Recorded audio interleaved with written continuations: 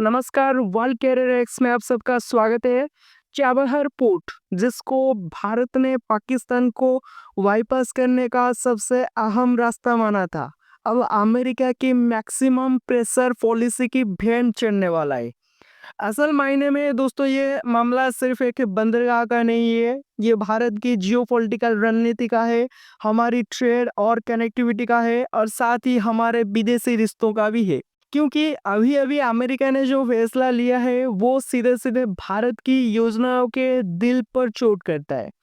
America ने 2018 में दिया गया सैंक्शन वेवर यानी छूट वापस ले लिए और ये छूट किसके लिए थी? चाबहार पोर्ट के लिए। 29 सितंबर से ये नया नियम लागू हो जाएगा और इसका असर सिर्फ ईरान पर नहीं बल्कि सीधे भारत पर पड़ेगा। अब गैर करने वाली बात यह है, आखिर अमेरिका ने ये कदम क्यों उठाया और इसमें इंडिया पर क्या असर होगा? यही से असली कहानी शुरू होती है। दोस्तों सबसे पहले समझना पड़ेगा कि ये चाबहार पोर्ट आखिर इतना खास क्यों है। चाबहार ईरान के साउथ ईस्ट हिस्सों में गल्फ ऑफ अमान पर बसा हुआ एक डीप सी पोर्ट है और ये पाकिस्तान के ग्वादर फोर्ट से महज 170 किलोमीटर दूर है। ग्वादर वो बंदरगाह है जिसको चीन ने सीपीसी यानी चाइना पाकिस्तान इकोनॉमिक कॉरिडोर के तहत विकसित किया था, यानी कि डेवलप किया था। मतलब साफ है, चाबहार ग्वादर का काउंटर बैलेंस है। ग्वादर पर चाइना और पाकिस्तान का दबदबा है और चाबहार पर इंडिया और ईरान का सहयोग। दूसरे शब्दों में ये सिर्फ पोर्ट नहीं बल्कि भारत बनाम चीन पाकिस्तान की सीधी भिड़ंत का हिस्सा है। अब आप सोचिए, जब भारत को अफगानिस्तान और सेंट्रल एशिया से जुड़ना हो तो उसके पास क्या रास्ता है? पाकिस्तान। लेकिन पाकिस्तान ने कभी भारत को डायरेक्ट लैंड एक्सेस नहीं दिया। तो सवाल उठता है, क्या कोई और रास्ता है? और यही जवाब है चाबहार पोर्ट। और इस पोर्ट से इंडिया अपने जहाज भेज सकता है, ईरान के रास्ते सड़क और रेल कनेक्टिविटी बना सकता है और फिर अफगानिस्तान वो सेंट्रल एशिया तक पहुंच सकता है बिना पाकिस्तान की जमीन पर कदम रखे। यानी कि चाबहार भारत के लिए जियोपॉलिटिकल जैकपॉट है। दोस्तों इस पोर्ट का डेवलपमेंट भारत और ईरान मिलकर कर रहे हैं। 2024 में इंडिया और ईरान ने 10 साल का समझौता साइन किया ताकि भारत इस पोर्ट को मैनेज कर सके और लंबे समय तक स्ट्रैटेजिक लाभ उठा सके। गैर करने वाली बात यह है कि इस पोर्ट का जो इस्तेमाल सिर्फ व्यापार के लिए नहीं हुआ है, भारत ने यहाँ से मानवीय मदद यानी कि ह्यूमैनिटेरियन एड भी भेजी है। अफगानिस्तान को गेहूं और मेडिकल सप्लाईज पहुंचाने के लिए चाबहार का इस्तेमाल किया गया। अब असली समस्या कहां से आई? ईरान के खिलाफ अमेरिका की सैंक्शन पॉलिसी से। ईरान पर न्यूक्लियर प्रोग्राम और आतंकवाद फंडिंग जैसे मुद्दों के चलते अमेरिका ने कड़ी पाबंदियां लगा रखी है और यही पाबंदियां चाबहार पर भी असर डाल रही थी। लेकिन 2018 में डोनाल्ड ट्रंप की सरकार ने चाबहार पोर्ट को छूट दी थी। क्यों? क्योंकि अफगानिस्तान तक ह्यूमैनिटेरियन सप्लाईज भेजने के लिए ये पोर्ट बहुत आम था। मतलब साफ है, अमेरिका ने खुद रिकॉग्नाइज किया था कि ये पोर्ट रीजनल स्टेबिलिटी के लिए जरूरी है। लेकिन अब 2025 में ट्रंप ने पावर में आते ही वेवर वापस ले लिया। अब यहाँ से पजल शुरू होता है, क्या ये सिर्फ ईरान को आइसोलेट करने की कोशिश है या इसके पीछे चाइना और पाकिस्तान का भी खेल है? और क्या इंडिया इस पूरे गेम में कोलैटरल डैमेज बन गया है? सारे पजल के टुकड़े अब जुड़ने लगे हैं। दोस्तों अब आते हैं असली खेल पर। अमेरिका ने आखिरकार वो कदम उठा लिया है जिसकी आशंका कई महीनों से जताई जा रही थी। ट्रंप प्रशासन ने साफ साफ कह दिया है कि अब ईरान को किसी भी तरह की राहत नहीं मिलेगी। चाबहार पोर्ट पर दी गई छूट जो 2018 से भारत के लिए अपवाद बनी हुई थी, अब पूरी तरह खत्म कर दी गई है। सीधे साधे शब्द में कहूँ तो वाशिंगटन ने यह संदेश दे दिया है, या तो तुम हमारे साथ हो या हमारे खिलाफ।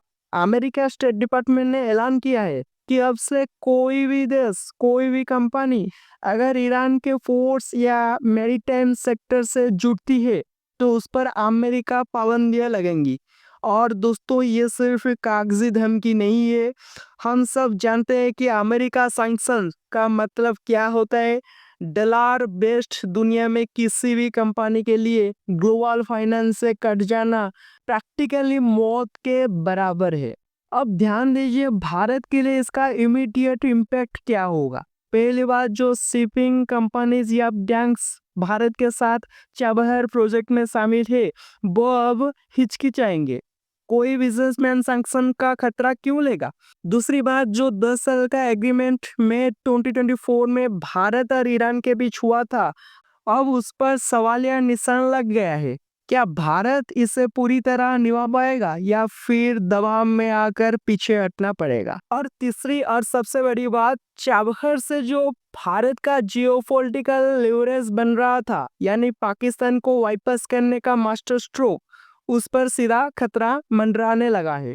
दोस्तों अब जरा लॉन्ग टर्म इम्पैक्ट की बात करते हैं। ये फैसला सिर्फ आज या कल का इश्यू नहीं है, इसका असर आने वाले सालों तक भारत की फॉरेन पॉलिसी रीजनल स्ट्रेटेजी पर दिखेगा। सबसे पहले असर पड़ेगा इंडिया ईरान रिलेशन पर।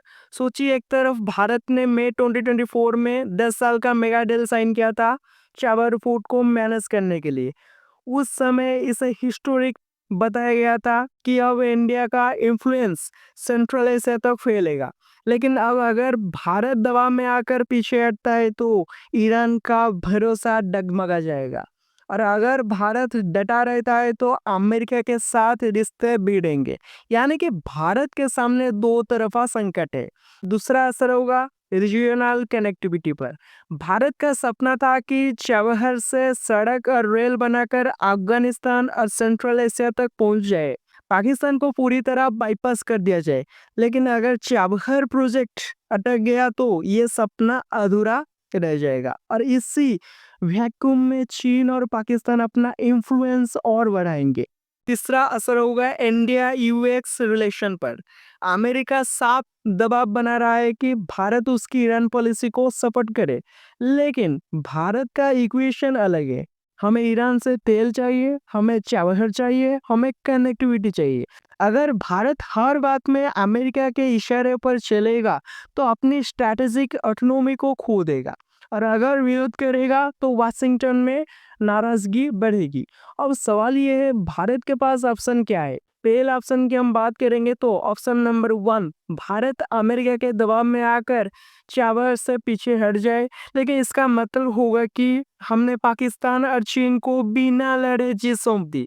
ऑप्शन नंबर 2, भारत चाबहार पर डटा रहे और यूएस सैंक्शन का रिस्क उठाए। लेकिन क्या हमारी कंपनियां, हमारे बैंक्स इतना बड़ा खतरा लेंगे। ऑप्शन नंबर 3, भारत कोई मिडिल पाथ ढूंढे, यानी चाबहार को पूरी तरह छोड़ने की बजाय इसे ह्यूमैनिटेरियन एड और लिमिटेड ट्रेड तक रेस्ट्रिक्ट करे ताकि अमेरिका भी पूरी तरह नाराज न हो और ईरान भी ना टूटे। ऑप्शन नंबर 4, रूसिया और सेंट्रल एशिया के साथ मिलकर अल्टरनेटिव फाइनेंशियल मैकेनिज्म बनाए जाए। मतलब साफ है डॉलर डोमिनेटेड सिस्टम से बाहर निकलने की कोशिश। लेकिन ये आसान काम नहीं है। अब आप खुद सोचिए दोस्तों, भारत किस रास्ते पर जाएगा। डटकर खड़ा होगा या फिर दबाव में झुक जाएगा।